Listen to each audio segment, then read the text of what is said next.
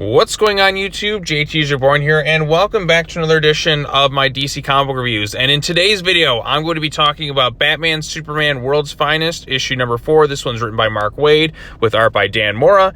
And I'm going to do something a little bit differently than I normally do. I'm going to say just the bare minimum and then tell you to just go read the issue, then come back to the rest of the review, because I honestly think you should go into this thing pretty much as blind as possible to read the issue, because I think this is one of the best comics going on at DC right now. This issue was fantastic, like a really good issue.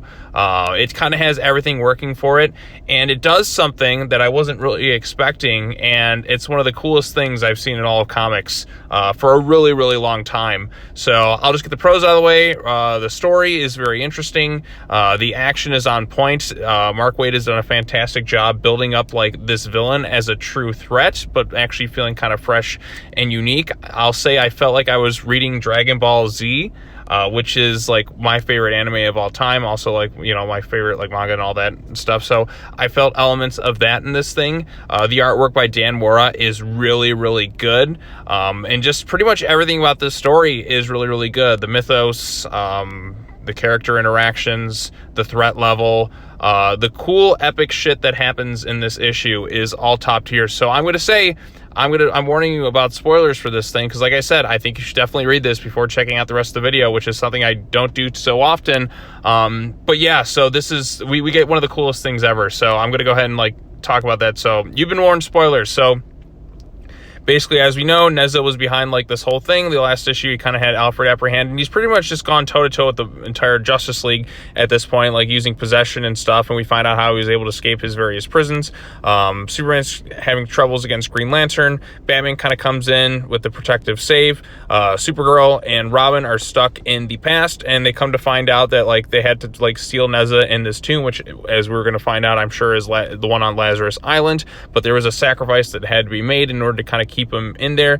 Batman kind of protects Superman at one point, and Supergirl and Robin, they find this information like, okay, we got to head back to the present. Then they get separated in the time stream, so Robin's out missing in the time stream somewhere, so who knows where he's going to pop up. I don't know, but I'm really excited.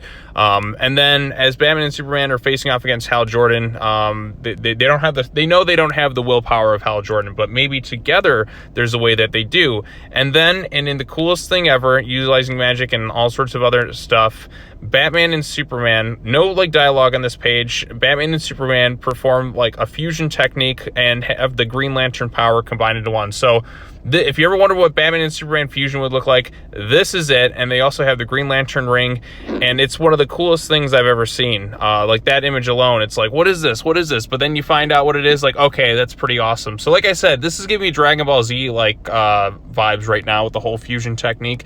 Batman and Superman form together. Nezha's got like his army of various Justice League and Teen Titans members. Batman and Superman are easily taking everyone else down with their combined might together. And of course, there is a limited time of power with the battery. Batman and Superman, like their fusion technique, whatever they want to call it, goes toe-to-toe with Nezha, who's possessed kind of like everybody. And like I said, they have a limited amount of power, but man, like I said, this is a cool epic shit. They go into space, they punch, they're pretty much like kicking his ass, but then they basically run out of power at one point, and Nezha's like, I should have taken you two out directly from the start. However, like Supergirl comes in for the save, and she doesn't really have much time because Nezha is just too powerful, and they have to kind of keep him apprehended in his little sealed tomb because he's just too dangerous to be kind of kept around. You can't defeat this guy on your own. So like I said, it's got like some Dragon Ball elements there with the fighting and all that, and basically like there has to be somebody who can only seal him in his tomb from the inside. So somebody has to make a sacrifice to kind of keep him in his place, and it's left kind of ambiguous to where it's going to be. I love this issue. I absolutely loved everything about it. I love the artwork. I loved, just like I said, I have no complaints about this issue. This is an epic, action-packed comic. It's one of, if not the best comics going on at DC right now. At least, you know, the past few months per se. I know I've talked about Robin being like my personal favorite ongoing right now, but like this one is like really top tier, and I think anybody can kind of get really into this thing. I don't know what else to say. I think this is something that's like absolute must-read material right now going on at DC. Like I said, it's something I didn't expect to see in this particular issue, but it was a genuinely pleasant surprise getting the Batman-Superman fusion thing. Like, I always enjoy, like, fusions, like, come together. It's, like, something always, like, really cool to see So I can't speak highly enough about this issue. So looking forward to seeing what's next. And this is actually kind of giving me a little bit of hope for that Batman versus Robin storyline that Mark Waid's going to be doing. If it can keep up this level of quality right now, then I'm all for it. Let's see what's going to be done next. So anyways, if you have any thoughts on this particular issue, let me know them in the comment section down below. Be sure to like this video, share it with your friends, subscribe to the YouTube channel for more content, hit the bell for notifications. Come back later on. I got 2 other comic book reviews coming out today. There's that, and they're just 2 Dark Crisis tie-ins, which I still haven't read yet, but I don't think anything's going to top this particular issue that came out today. It's one of my favorites I've read in a long time. It's just some really good stuff, and it's nice to kind of be gushing and like excited over a comic book. But World's Finest, it's that comic right now. It's that must-read stuff. So anyways, that's all I got to say. As always, take care now. Bye-bye then, and I will see you all in the next video. Peace.